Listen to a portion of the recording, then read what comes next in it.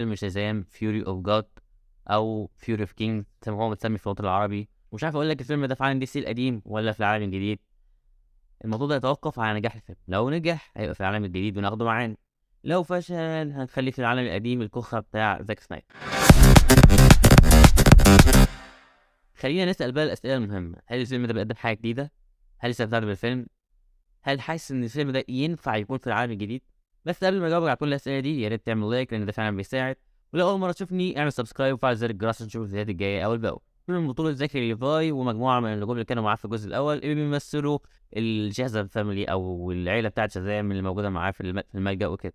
فيلم من إخراج نفس المخرج بتاع الجزء الأول، تصنيفه بيجي 13 يعني مناسب تقريبا لمعظم الأعمار. قصة الفيلم بتحكي عن بيلي باتسون وهو بيكمل رحلته بعد ما اكتسب قوة السحر من ساحر شازام وبقى عنده قوات شبه سوبرمان شوية. بس المرة دي هو مش لوحده، هو موجود معاه الأصدقاء بتوعه أو إخواته في ملجأ الأيتام وبيشكلوا مع بعض الشازام فاميلي.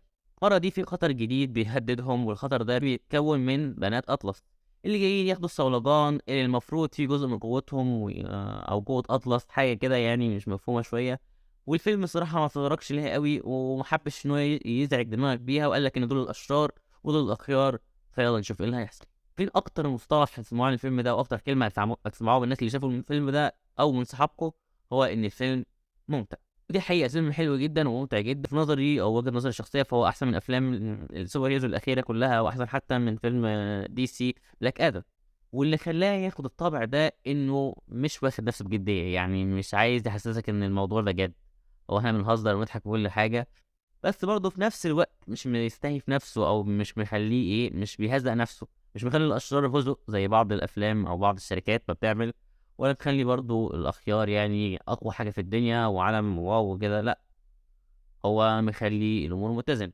بس في نفس الوقت أحب أقول لك ما تعليش سقف طموحاتك لأن الموضوع يعني مش أحسن حاجة، خصوصا إن الفيلم اللي قبل كده أو الجزء الأول من الفيلم ما كانش أحسن حاجة.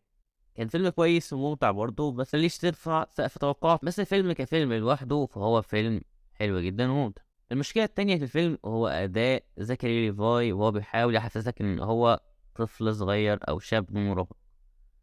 يا جماعة الشاب اللي هو بيحاول يمثله لنا عنده 18 سنة، هو ليه بيحاول يثبت لي أو يحسسني إن هو عنده 10 سنين 12 سنة بالكتير؟ يعني تصرفاته طفولية قوي بشكل سخيف في بعض الأوقات. كان ظابطة في الجزء الأول وكانت مقبولة نوعا ما، لكن دلوقتي أنا حاسس إن أنت بتسخف شوية أو بتأفور شوية. واللي خلى الموضوع ده ملحوظ قوي إن الشخصية بقى عندها 18 سنة في الحقيقة. يعني ولما تشوف هو بيتكلم الشخص اللي قام بدور بيلي باتسون الطبيعي البشري الطبيعي أعقل وأنضج من زكي ليفاي وهو قايم بدور شازام. لما بتحول الكادر من هنا لهنا أو تحول من هنا لهنا شتان الفرق السما والأرض، ده أكبر من ده مش العكس.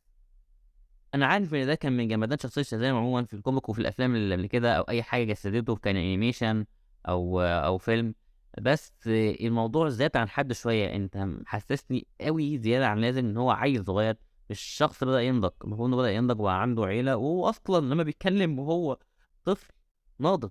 تالت حاجة ما عجبنيش في الفيلم إن الخطر في الفيلم أو التهديد في الفيلم إلى حد ما عادي، مش حاسس كده إن أنا خايف ولا قلقان. النهاية كذلك ما كانتش مرضية إطلاقا، أنا حاسس كده إنك يعني ما رضانيش، ما أشبعتش رغبتي، ما حسسنيش إن أنا مبسوط في نهاية الفيلم. الفيلم فيه شخصيات جامدة جدا، أشرار جامدة جدا ومحترمين وحلوين، عالم مبني كويس ومتحضر له كويس جدا، كل حاجة كانت كويسة ما عدا النهاية. بتقفله قفلة غير مرضية تماما. ليه؟ النهاية نهاية فيلم ديزني عائلي زيادة عن اللازم، ده فيلم كوميك بوك سوبر هيروز، مش بالطريقة دي يا جماعة. بس برضه ما تفهمنيش غلط، الفيلم أحسن بكتير من أفلام دي سي ومارفل الأخير، بس هو كده في حاجة يعني تحس إن أنت عايز تقول آه